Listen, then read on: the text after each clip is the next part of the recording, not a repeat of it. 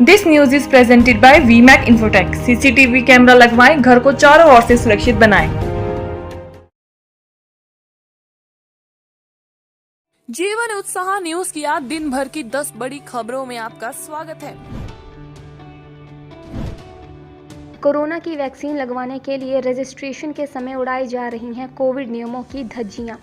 एक तरफ corona virus अपने पैर पसार रहा है तो दूसरी तरफ सरकार इसकी रोकथाम के लिए वैक्सीन देने के लिए सीनियर सिटीजन्स को रजिस्टर्ड करने का अभियान चला रही है, जिसके चलते बड़सर के गार्ली स्वास्थ्य केंद्र पर लोगों की रजिस्ट्रेशन करते समय कोविड नियमों की पूर्ण रूप से धज्जियां उड़ती हुई दिखाई दी।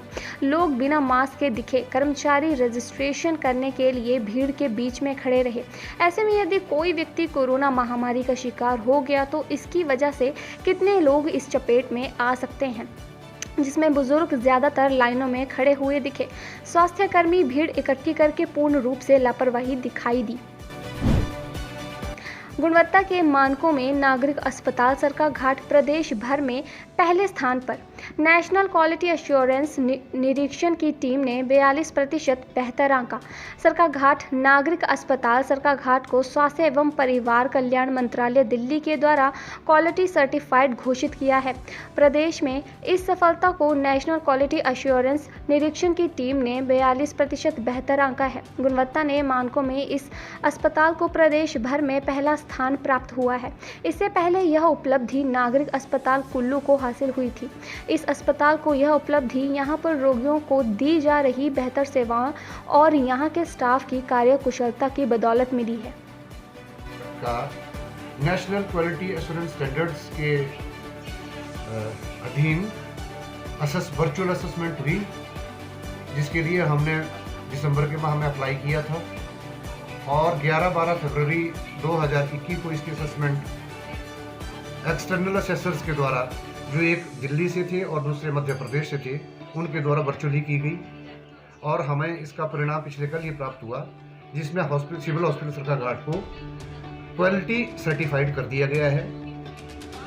चूँकि सिविल हॉस्पिटल सरकाघाट मानकों पे जो मानक तय थे उनके ऊपर खरा उतरा है और 82% मार्क्स उसमें ऑब्टेन किए गए हैं, तो उस आधार पे हमें इसको सिविल हॉस्पिटल सरकाघाट को सर्टिफाई कर दिया गया है।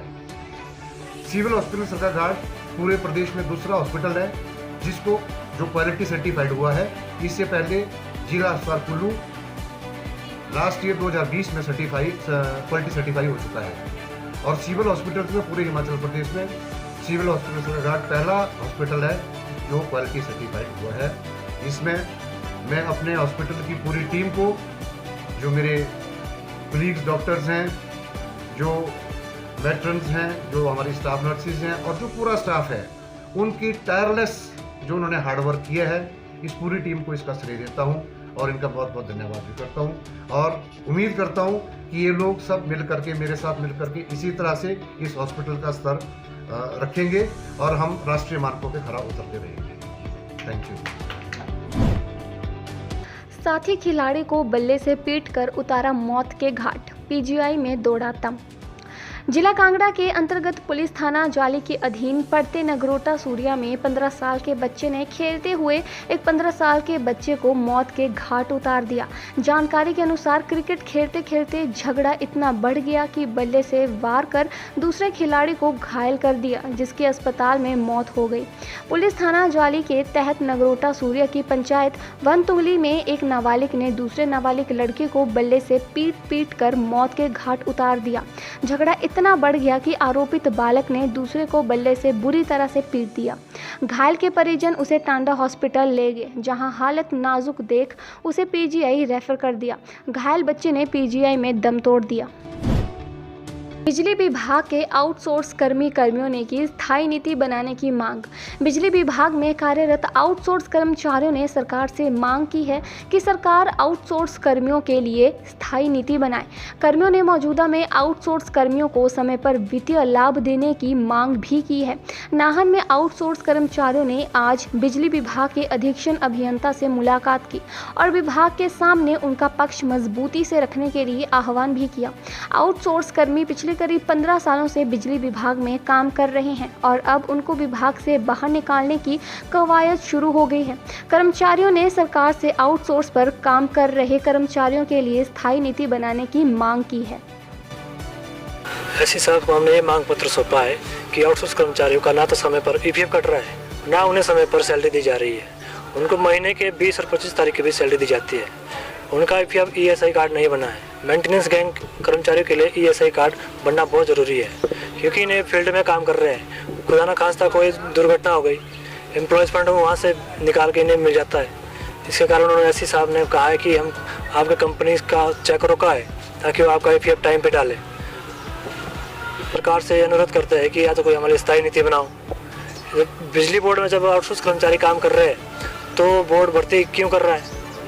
इसका मतलब कि आउटसोर्स कर्मचारी का कोई और बड़ा नहीं है।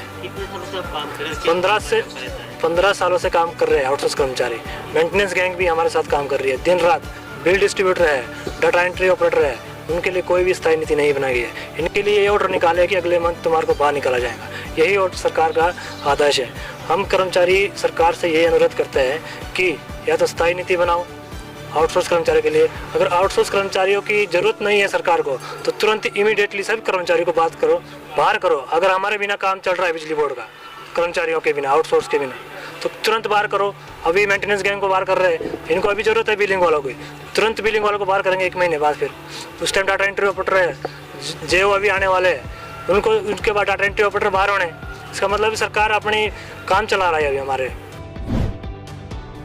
कांगड़ा में ट्रक चालक ने भेड़ बकरियों को कुचला। जिला कांगड़ा के हरिपुर थाने में सलाड़ी गांव के पास एक तेज रफ्तार ट्रक चालक ने भरमौर निवासी रामदास की 32 भेड़ बकरियों को कुचल दिया। हादसे में 32 भेड़ बकरियों की मौके पर ही मौत हो गई। मौके पर मौजूद लोगों ने बताया कि ट्रक जसूर से रानीताल की तरफ टाई लेकर जा रहा था। छुट्टी आए आईटीबीपी जवान की गोली मारकर हत्या। जानिए क्या था मामला। जिला के नगड़ा गांव में वीरवार सुबह जमीनी रंजिश के चलते 2 पक्षों में विवाद हो गया, जिसके चलते एक पक्ष के एक व्यक्ति ने गोली मार दी। इस घटना में विपिन कुमार को गोली लगी, जो कि आईटीबीपी में एएसआई कार्यरत था और घर पर छुट्टी आया हुआ था। जानकारी के अनुसार आईटीबीपी जवान 3 दिन पहले छुट्टी आया था और खेतों में गेहूं की कटाई का कार्य कर रहा था। तभी आरोपित और उसके 3 अन्य साथी जिप्सी में सवार होकर आए और विवाद करने लगे। शिमला शहर में रैलियां, जुलूस, धरना प्रदर्शन, नारेबाजी और शास्त्रों के साथ चलने पर पूर्ण प्रतिबंध।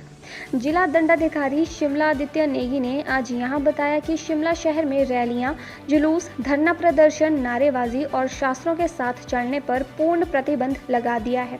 उन्होंने बताया कि यह प्रतिबंध माल रोड क्षेत्र से छोटा शिमला, रिज मैदान से कनेडी हाउस तक लागू रहेगा और 150 मीटर के दायरे में रेडवंस रेस्टोरेंट से रिवाली सिनेमा, स्कैंडल पॉइंट के कालाबाड़ी मंदिर, छोटा शिमला क्षेत्र से कुसुमटी संपर्क सड़क तथा राजभवन से ओक ओवर क्षेत्र में यह आदेश पूर्ण रूप से तत्काल प्रभाव से लागू होंगे।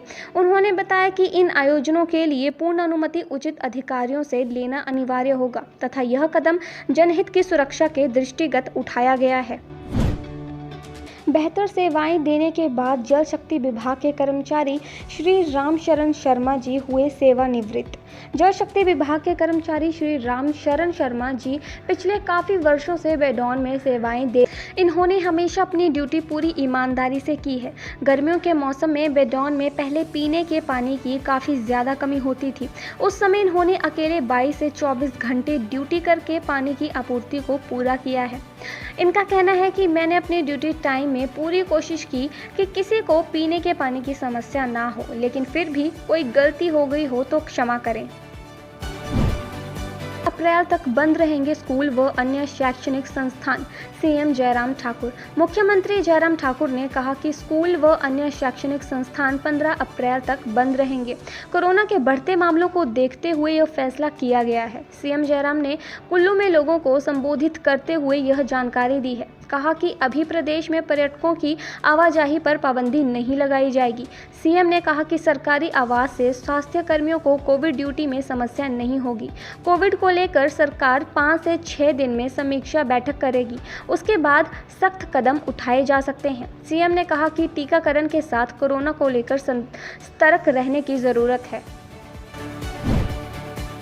निहंग ने कृपाण से युवकों पर हमला कर काट दी हाथ की उंगलियां। हिमाचल प्रदेश के बिलासपुर जिले में श्री नैना देवी जी के मंडियाली के पास एक निहंग ने 2 युवकों पर कृपाण से हमला कर दिया, जिसमें एक युवक की उंगलियां कट गई हैं, दूसरे युवक की बाजू पर वार किया गया। बताया जा रहा है कि श्री नैना देवी जी के मंडियाली गांव के पास निहंग बुधवार शाम को पैदल जा रहा था। वहीं उसने स्कूटी पर जा रहे युवक से लिफ्ट मांगी। उनके लिफ्ट ना देने पर उसने उन पर हमला कर दिया। एएसपी अमित शर्मा ने बताया कि आरोपी को पुलिस ने गिरफ्तार कर लिया है। कोट थाना में आईपीसी धारा 307 के तहत मामला दर्ज कर लिया गया है। हेलो दोस्तों, नमस्कार। मेरा नाम रमेश शर्मा है और मैं जीवन उत्साह न्यूज का मुख्य संपादक हूं। पिछले 2 वर्षों में हिमाचल के अलग अलग जिलों में काम करते हुए हम इस चैनल को आगे बढ़ा रहे हैं। अगर आपने हमें चैनल को सब्सक्राइब नहीं किया है तो आप प्लीज सब्सक्राइब कीजिए। मैं आपको विश्वास दिलाता हूं, आप निराश नहीं होंगे। भले आप 1 महीना इस चैनल को फॉलो करके देखिए, आपको मिलेंगे यहाँ जागरूकता से जुड़ी हुई वीडियो और आपके परिवार, आपके समाज से जुड़ी हुई वीडियो। सर्च कीजिए जीवन उत्साह न्यूज फेसबुक पे और यूट्यूब पे।